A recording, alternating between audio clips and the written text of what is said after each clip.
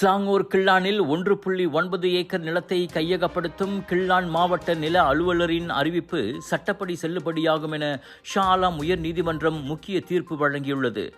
சுப்பிரமணியம் என்ற நில உரிமையாளர் தொடுத்த வழக்கை தள்ளுபடி செய்து நீதிபதி அந்த முடிவை அறிவித்தார். நீண்ட நாட்களாக தள்ளிப்போய் கொண்டிருக்கும் WCE எனப்படும் மேற்கு கரையோர நெடுஞ்சாலை திட்டத்திற்காக இந்த நிலம் தேவைப்படுவதாக மாநில அரசு கூறுகிறது.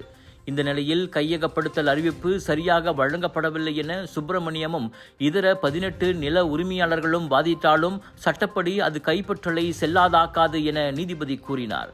கையகப்படுத்தப்பட்ட நிலத்திற்காக 5.4 மில்லியன் ரிங்கிட் இழப்பீடாக வழங்கப்பட்ட நிலையில் நில உரிமையாளர்கள் நியமித்த தனியார் நிறுவனத்தின் மதிப்பீட்டில் அதன் மதிப்பு 32 மில்லியன் ரிங்கிட் என கூறப்படுகிறது.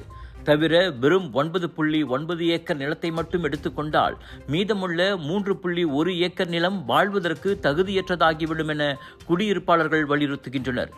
நிலத்தை நவம்பர் 24ஆம் தேதிக்குள் காலி செய்ய வேண்டும் என்றும் தவறினால் வீடுகள் உடைக்கப்படும் என்றும் ஸ்லாங்கூர் அரசாங்கம் உத்தரவிட்ட நிலையில் நீதிமன்றத்தின் தீர்ப்பு வெளியாகியுள்ளது.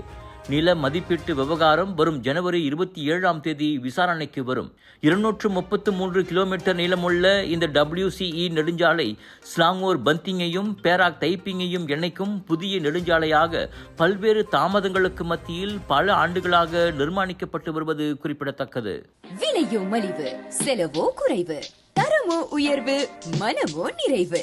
மக்களின் தேர்வு என்ரிகோஸ் முழு ஆடை சத்துள்ள பால்மாவு.